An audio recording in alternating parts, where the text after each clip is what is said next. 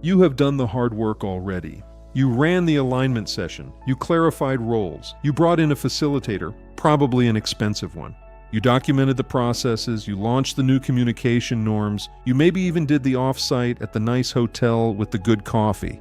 Then 3 months later, same problems, different slide deck. If that sounds familiar, I want to tell you something important. It is not your fault, and it is not your team's fault. You have been fixing the wrong layer, and nobody, not your HR department, not the consultant you hired, nobody told you there were 2 layers to fix. And that ends today, right here, right now. Here's what 40 years of working with teams at places like Microsoft, Nike, and Lockheed Martin taught me.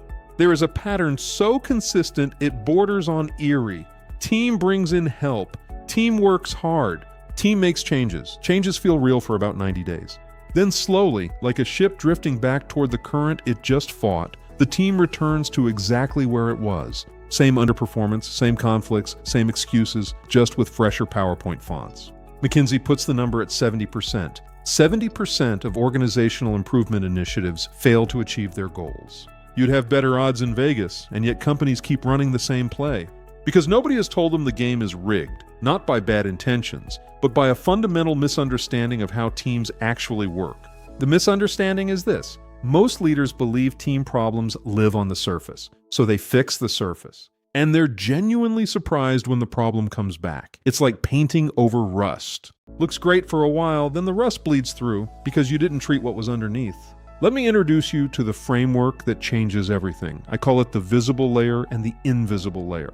The visible layer is everything your organization officially says it does. The documented processes, the stated values, the org chart, the performance metrics, the new communication framework you introduced at the all-hands meeting. This is the layer most leaders spend 100% of their energy fixing. And here's the brutal truth. It's the less important layer. The invisible layer is everything your organization actually does. The unwritten rules, the real rewards. The behaviors that actually get tolerated, the ones that actually get punished, and most critically, the behaviors that actually get promoted. Let me make this concrete. I worked with a senior leadership team at a tech company that had spent 2 years building what they called a culture of psychological safety. They had the posters, they had the training, they had a values statement that explicitly called out, "Speak up, every voice matters." And then I sat in one of their leadership meetings. Within 15 minutes, a VP interrupted a director mid-sentence, said, "We've already decided that," and moved on. Nobody said a word. Nobody challenged it. The director in question nodded and made a note. That was the invisible layer speaking, loud and clear. The visible layer said, "Every voice matters." The invisible layer said, "Unless you're below VP level and your opinion slows things down." Which one do you think governed that team's behavior every single day? These invisible rules aren't written by anyone. They're not decided in a meeting. They don't appear in the employee handbook. They emerge from behavior, specifically from what leaders do and what leaders allow. Every team is watching its leaders with extraordinary precision, not listening to what they say, watching what they do. And from that watching, they write the real rule book.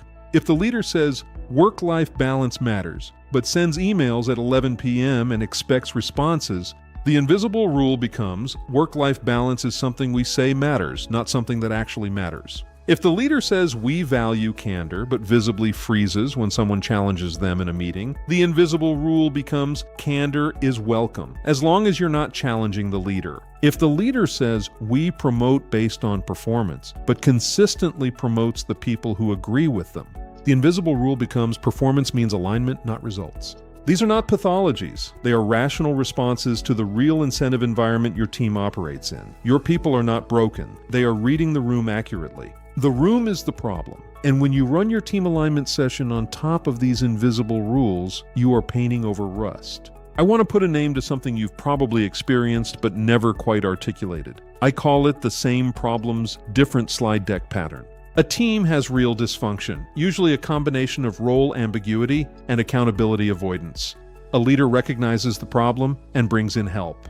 A new framework gets implemented. Energy goes up, people feel like things are changing. 12 months later, a new leader arrives and says, "We need to fix the alignment issues." Same diagnosis, new vocabulary. I've seen this cycle repeat at the same organization 3 and 4 times. Not because the people are stubborn, because nobody told them to look at the invisible layer. Think about the biggest team problem you're currently dealing with. Now ask yourself, is this problem new, or is it actually a recurring version of a problem that's been here before? So what do you actually do about this? I'm going to give you 3 moves for this week, not a 6-month initiative. 3 things you can do before Friday. Move 1, identify your recurring problem. Don't look at your current list of team issues. Look at your history. What problems have come back 2 or 3 times? That's the signature of an invisible rule at work. Move 2, trace the behavior, not the policy. Ask yourself, what behavior keeps happening even though we have a policy that should prevent it? That gap between the policy and the actual behavior, that gap is the invisible rule. Name it. It usually sounds like, around here, we say X, but we actually do Y. Move 3. Look at what you reward. Not officially, actually. Who got promoted last year? What behavior do you consistently let slide in your high performers? What gets praised in meetings? That's your real reward system. That's what your team is optimizing for, regardless of what the performance review form says. Here's the bottom line. Your team improvement initiatives aren't failing because your people don't care. They're failing because you are fixing the visible layer while the invisible layer runs everything underneath. Stop painting over rust. Start treating what's underneath. In the next video, we're going to go deeper on how invisible rules form. Subscribe so you don't miss it. And if you're thinking, I need to understand what's broken on my team, go to teamcode.com. Takes 20 minutes. Saves you months. I'm Quinn Price. This is the Team Code. See you next week.